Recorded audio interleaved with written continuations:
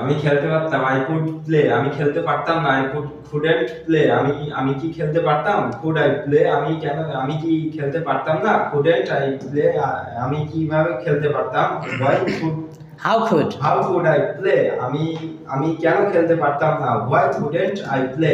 Very good. So এটা হচ্ছে বাসায় প্রচুর প্র্যাকটিস করে আসতে হবে, ঠিক আছে? জি। এই 6টা বাংলা এবং ইংরেজি বাক্য পারতেই হবে, এটা হচ্ছে ফ্লুয়েন্সি টেস্ট, Yes. ঠিক আছে? তুমি যত জোরে এটা কমপ্লিট করতে পারবা তত তোমার ফ্লুয়েন্সি বাড়বে। সো বাসায় যে একদম পোলাপানের মতো, বাচ্চা পোলাপানের মতো খুব জোরে জোরে পড়তে হবে। দেখো আমি 10টা বলার ট্রাই করি, দেখি পারি কিনা। হ্যাঁ, 10টা বাংলা 10টা ইংরেজি একসাথে একদমই। সো যে কোনো ভার্ব আমাকে দাও, আমি সাপোজ নিলাম হচ্ছে ঘুমানো, ঠিক আছে? তাহলে আমি ঘুমাতে পারতাম আই কুড স্লিপ, আমি ঘুমাতে পারতাম না আই কুডন্ট স্লিপ, আমি ঘুমাতে পারতাম করেছিলাম, আমি ঘুমাতে পারতাম না কুডন্ট স্লিপ, আমি কীভাবে ঘুমাতে পারতাম হাউ করেছিলাম, আমি কেন ঘুমাতে পারতাম না হোয়াই কুডন্ট স্লিপ, আমি কোথায় ঘুমাতে পারতাম হোয়াই কুডন্ট স্লিপ, আমি কেন ঘুমাতে পারতাম না হোয়াই কুডন্ট স্লিপ। দেখছো, এভাবে পারতে হবে। যত বেশি তুমি প্র্যাকটিস করবে তত বেশি ফ্লুয়েন্সি বাড়তে থাকবে।